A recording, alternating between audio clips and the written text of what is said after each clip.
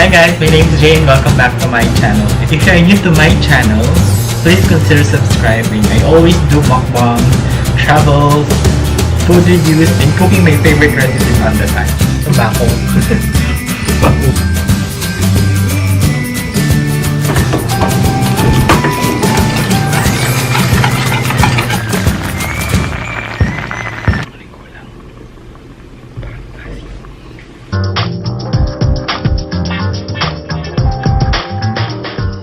So for today's video, I'm going to show you how to cook my version of chicken adobo with TABLEA or chocolate. For this recipe, we will be needing the following ingredients. There's chili flakes, bay leaves, brown sugar, lots of garlic, pepper, olive oil of course, vinegar, soy sauce, chicken, and our TABLEA. First, we're going to marinate the chicken into the soy sauce. So, we're going to add the soy sauce, the garlic, the ground pepper, and the brown sugar. So, just going to mix this one until the sugar is fully dissolved from the soy sauce.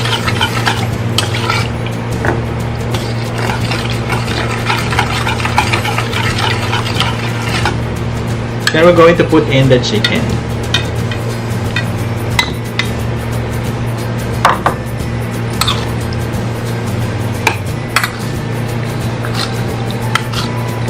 Then we mix until the chicken is fully coated by the marinade. So you can marinate this for 30 minutes, or if you want for a more flavorful chicken, you can marinate this for 24 hours. Okay? So for this time, we're going just to marinate this for 30 minutes as I'm so hungry for dinner. So there. So we will set this aside. We're going to cover with cling film. Then set it aside for 30 minutes, or if you want for 24 hours. Okay? We're going to put our olive oil. Put olive oil on the pan. Put as much as you want. Since this is olive oil, this is healthy oil. So there. So ako gusto ko maraming oil. So, yeah. So we'll now start sauteing the garlic and other spices. Okay? Unahin natin ilagay yung garlic. First, we'll put in the garlic.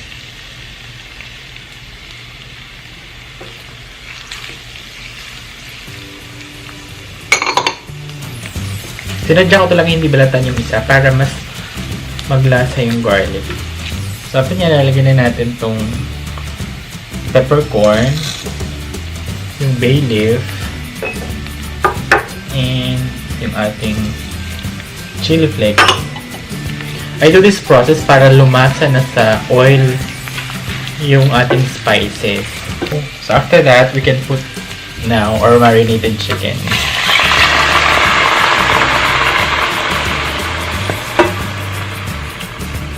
Yan, haluin natin konti. Yan.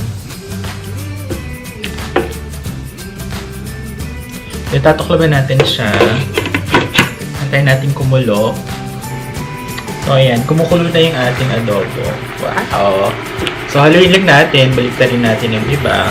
Actually, pwede ko na siyang ilagyan ng tubig kasi marami na yung soy sauce. Pero, depende pa rin sa inyo kung pwede nyo lalagyan ng tubig. Okay? So, takpan natin ulit. Hinaan natin yung apoy. Ayan. Para malambot na malambot yung ating karne. Okay? So, habang inaantay natin yung ating adobong maluto, tutunaw tayo ng TABLEA. Yung TABLEA, itsura niya ganito. Ganito yung itsura ng TABLEA. So, gagawin lang natin, tutunawin lang natin yung isang piraso ng TABLEA sa mainit na tubig. So, ayan. Tunaw na yung TABLEA natin. Tikman natin. Lasang-lasang chocolate siya. Actually, hindi siya masyadong matamis kasi unsweetened siya. Pero lasang-lasa yung puro tsokolate na medyo bitter. Ganyan. So, hello. May usok. So, yun. Lasang-lasang tsokolate. Hindi siya matamis. Medyo mapait siya. Kasi purong tsokolate yung tablea. So, ayan. Tingnan natin ulit. Ayan.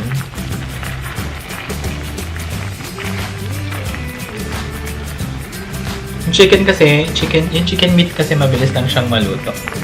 So, yung pangalawang kulo, ilalagay na natin yung suka. So, ayan.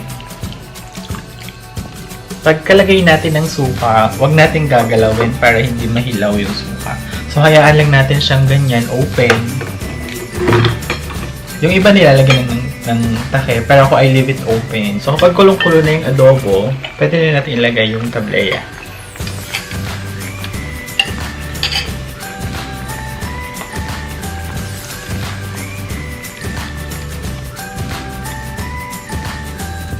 Then, pwede natin takpan. Hintay natin siyang kumulo. Then, after 10 to 15 minutes, luto na ating adobo. So, while we are waiting for our adobo to cook, I just want to make a shout out to Mukbang with Las. He's a nice guy. He's also doing mukbangs like me. So, we're like a mukbang fam. So, you can visit his channel and consider subscribing on his channel also. You can also follow me on my Instagram, Cheat Day with Jay. My Twitter is Cheat Day with Jay. And my Facebook page, Cheat Day with Jay. We're almost done. Pinapakapal na lang natin yung sauce. So, you can taste this every once in a while. So, para malaman yung kung ano ba yung kulang. So, check natin. Oh, yan. So, yan. Our adobo is done. So, nakuha ko na ito na yung gusto kong consistency ng sauce. Ito yung lapot. Yan. Malapot na yung sauce niya. Tsaka lumalabas na yung oil. So, patayin na natin. So, this is done. Nakuha ko na yung consistency niya. As you can see, medyo darker siya dahil sa tablea. So, ililipat lang natin siya sa dito sa pan. So, ito na yung version ko ng chicken adobo with tablea. I also have your steamed white rice. So, this is the adobo we're going to try.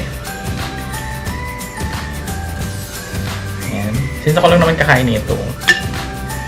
And then the sauce. Look at that.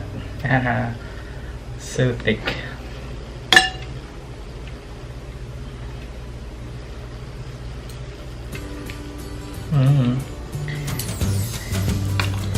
Ito na yung meat. Ang juicy pa ng meat. Init.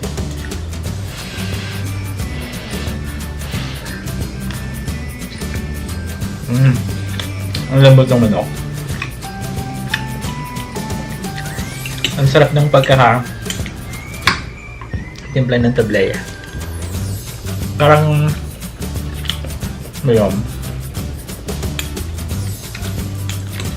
parang may ibang texture, may ibang element dun sa adobo. Hindi na siya maalat, hindi na siya maasim.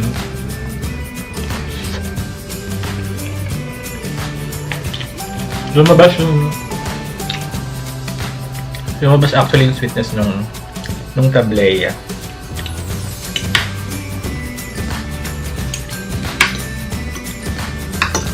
Sakto lang din yung anghang.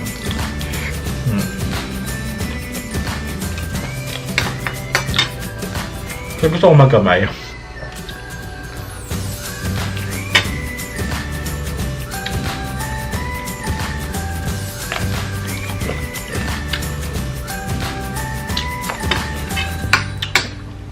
Yeah. Rice.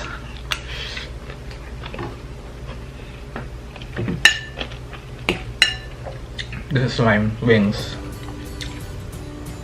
Oh. So perfect. Lambot ang manok ko.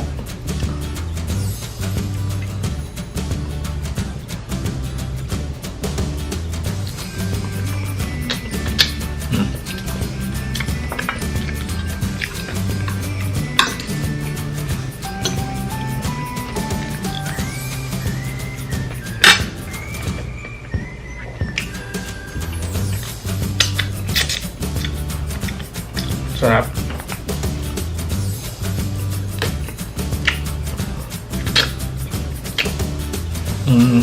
Kakaubusin to. Itakaw ko.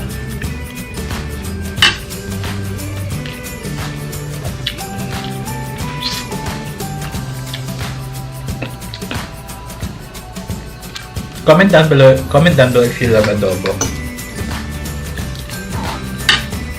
Or if you have tried adobo. Ang sarap, grabe. Na-even out niya yung alat ng toyo.